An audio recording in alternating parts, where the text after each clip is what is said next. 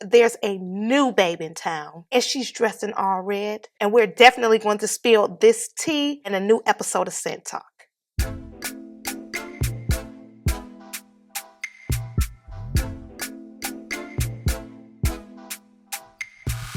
Okay, darling, so welcome back to another video. If you're new here, I'm Rhonda, and on this channel, we discover, discuss, or dismiss fragrances. So if you enjoy this type of content, be sure to hit the subscribe button.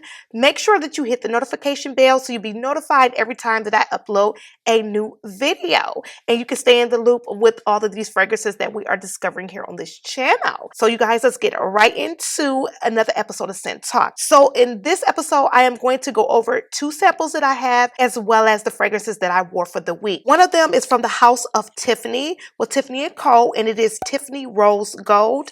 And the other one is from the house of Maison Francis Kurkdjian. You guys already know he is a popular perfumer, and I had to get my nose on his collection. I've ordered a ton of samples and I want to get my feedback on those. But in this episode of Scent Talk, I'm going to go over Gentle Fluidity Gold. Definitely want to get into this because this is very hyped up on YouTube. It is quite pricey. It is a niche fragrance, and niche meaning very expensive. This bottle probably runs between, I believe, $200 to $300. But you guys, I want to build the best collection possible. So this is how I'm actually discovering fragrances, and I'm sharing my thoughts with you. So we are definitely going to go over these 2 samples. Again, Rose Gold and also Gentle Fluidity Gold.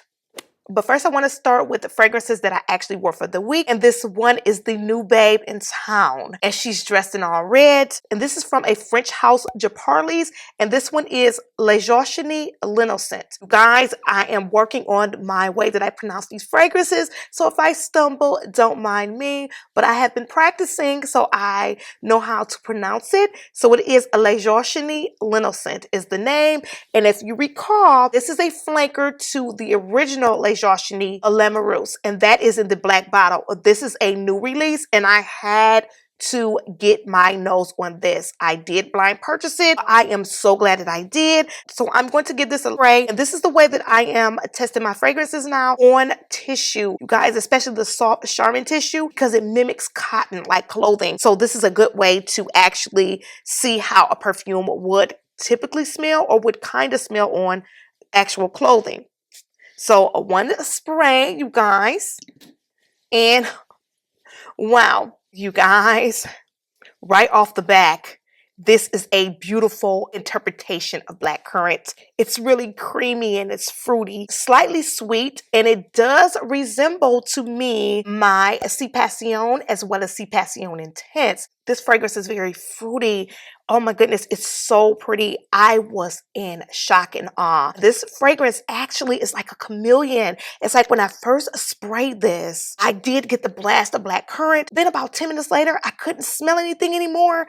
But I'll tell you, after I sprayed it, I kind of just went on about my way. And then you guys, I kind of moved a little bit and I smelled this beautiful scent of jasmine.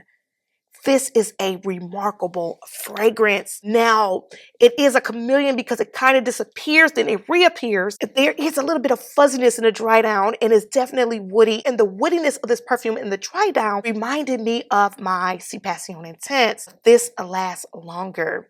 Okay, so this is a more soft, innocent in the beginning. You do get the blast of fruits. But once the fruit kind of settles, then comes the floral middle of the jasmine. Slightly rosy, just a little bit. Honestly, rose is like way in the background. I really didn't pick up the rose, but the jasmine and the woods and the dry down. It's woody, but it's more of a smoother wood. And it also has patchouli, but patchouli is not present.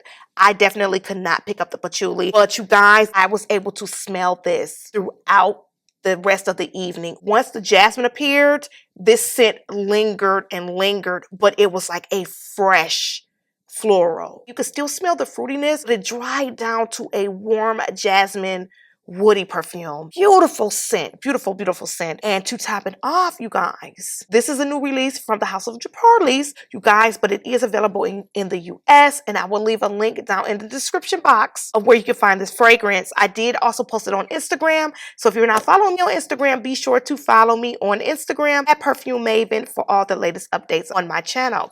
So this LINNOCENTE, you guys, is of niche quality. When I say niche quality, does not mean like strong, overpowering type of niche, more of the hidden gem niche where you don't pay niche prices. If you are in the market for a blackcurrant scent that's not too overpowering or too syrupy, this will definitely fit that bill. And if you like C Passion or C Passion Intense, I would honestly say grab this before you grab the others. This LINNOCENTE, you guys, right now is available for $45.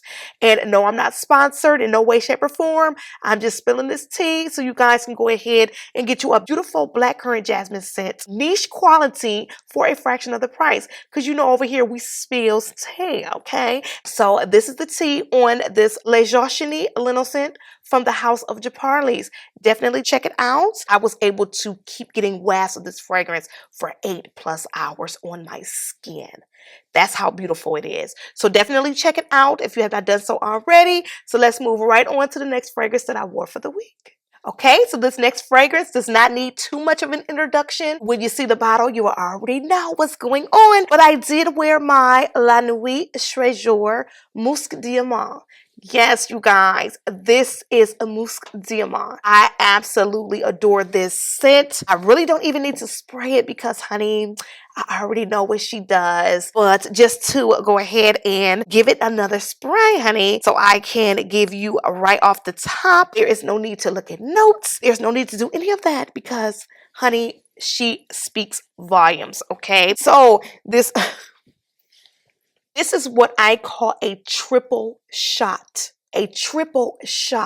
of musk. And it's not only a beautiful musk, but it is a beautiful white musk. Very fluffy, very cottony, very alluring. Such a beautiful flanker from the La Nuit line, you guys. But I will say this is a fruity musk. This is a raspberry musk. I am sampling a couple of other fragrances that has raspberry and musk, and this does kind of resemble one, but this is still unique enough to where it is not a dupe, or the other fragrance kind of only touched the surface of this one. I actually wore this for 3 days in a row because I was so much in love with this. This is definitely something that I will keep in my collection.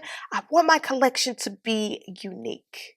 I want my collection to be timeless. A triple dose of musk done to perfection. You guys, and before I put this bottle down, I want to let you know this fragrance is discontinued. It's not available on Lancome's site anymore, but I will definitely leave a link down below. The tea will be down below in the description box for less than half price. So again, this one is a La Nuit Musc Diamant from the house of Lancome, and this is a flanker from the La Nuit line. You guys definitely check it out. Musc Diamant. Okay, you guys, so those are the two fragrances that I wore that is part of my permanent collection. Now I want to go over these two samples, and we're going to start with the Tiffany & Co. Rose Gold. Now, the Tiffany & Co., you guys, I am not a stranger to the collection. This is another flanker from the pillar, which is Tiffany & Co. Eau de Parfum, which I do have that, and I freaking love that, okay? And there are a couple of more flankers, which you have Tiffany & Co. Sheer, which is in the form of eau de toilette, and you also have Tiffany & Co. Intense, which is like an iris bomb. I am really not a fan of that. I do have a sample of that, but right now I kind of tried it again, and I just kind of, I pushed it to the side because I'm just not in the mood for a iris that is that strong. This does have notes of black currant as well as blue rose and amberette seeds. You guys, when I first sprayed this Tiffany & Co., the first thing that I really got, which is a very fizzy, sparkling citrus. Now, the top note being black currant, I would not pick out black currant in the beginning, to be honest. I would have picked more of a citrus, like a orange or even a lemon, because it's really sparkly, but it's really citrusy. But black currant is the note that's actually in the top. I wouldn't have picked black currant. But in a way, like once it starts to dry down, I did kind of smell that fruit, that berry fruit, but it was almost like it was scrubbed, like it was a freshly washed fruit, like the black currant was freshly washed. That's what I pick up when I smell black currants. It either can go in the really heavy, syrupy, fruity direction, or can go in the more cleaner direction. And in this Tiffany & Co. Rose Gold, it definitely went in the more clean, citrusy, freshly washed direction, but it's definitely still sparkling at the top. Now when it's dried down, it almost had like a musky animalic vibe to it, but the muskiness was more like seedy. The perfume that came to mind here is my Balenciaga Skin on the dry down, which I absolutely love this, and this one is discontinued, but this is exactly what it kind of reminded me of in the dry down. Of course, the top was a little bit different with the black currant, but it wasn't like a really fruity black currant. This is more of like a sparkling citrus. You know, I'm gonna stop saying black currant because I really don't smell black currant. I'm smelling citrus, you guys. It's like a citrusy musk, seedy musk is what I'm getting from the Tiffany Rose Gold. But you guys, I actually did wear this. My skin, the ambrette seeds kind of turned more animalic, like more of a fleshy scent. The sparklingness of the opening stayed with me, but not enough for me to want to buy this. I mean, overall, it is a pretty scent. I like it, but I don't like it enough, or I don't like it more than my Balenciaga Skin. So with that being said, I would not pick this up, not right now. I wouldn't buy this because I want my collection to not be a lot of repeat fragrances. So right now, Tiffany & Co. Rose Gold is a beautiful scent. It's a beautiful musky type, sparkling citrus. Really nice fragrance, but not something that I would add to my collection right now. I would definitely say try it if you have not, or if you do not have any sparkling citrusy musky fragrances. I would definitely say try this. Now, does this remind me of anything besides my Balenciaga Skin? I would say no. Anything else is similar to this? I would say no. There's nothing else is similar to Balenciaga. This is more of a unique fragrance, but this does have the dry down of the Balenciaga Skin, but it still carries that sparkling citrus at the top. Still a nice scent, but I won't pick this up right now. And it did last on my skin. I was able to smell this about 4 hours. I did not hit it with my clothes. I just sprayed it on my skin just to see what it would turn into. And it did turn into that sparkling citrus, which never went away. So that is my thoughts on testing out this sample of the Tiffany & Co. Rose Gold. Okay, last but definitely not least, I have my sample from the house of Maison Francis Kurkdjian, and this one is Gentle Fluidity Gold. Now, you guys, this is an amber vanilla fragrance, which is described as a unisex scent. Definitely can tell that this can go either way. Definitely. There is still a little bit of a masculine vibe in this, but it definitely leads more feminine. It's musky, sweet, powdery, very luxurious smelling. Niche quality, absolutely. This is very well done. You guys, this blew me away when I first wore this. But in the dry down, it was a little bit more amber woody. So this will be really good for a fall, winter, springish. But that woodiness to me, it will be a little bit too strong for me in the summertime. But this is definitely a beautiful scent, and it did actually last on my skin.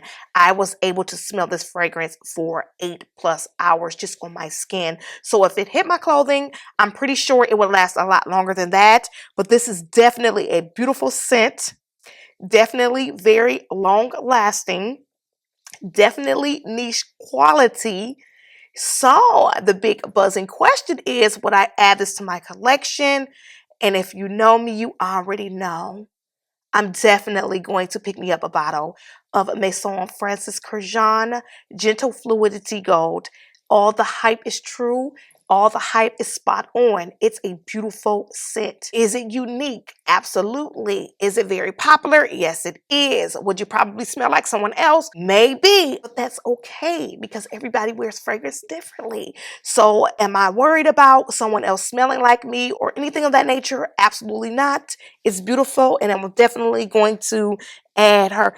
Wow, add her to my collection. So again, this one is from the house of Maison Francis Kurkdjian. He was the perfumer on a couple of Burberry scents as well as a couple of other fragrances that kind of mimics his line, but his line is still niche. There's a little bit of familiarity with some of his fragrances from other lines that he did for other brands, but his line is strictly niche and it smells amazing. This one right here smells amazing. Now, I have smelled a couple that I did not like.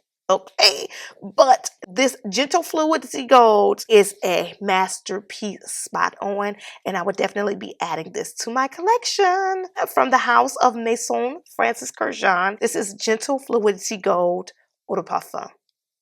Okay, you guys, so I hope you enjoyed this episode of Scent Talk. And if you have any one of these fragrances, comment down below and let me know your thoughts, especially on the new Les Journées LINNOCENTE, as well as the Maison Francis Kurkdjian Gentle Fluidity Gold. Thank you so much for tuning in, and I can't wait to see you in my next video.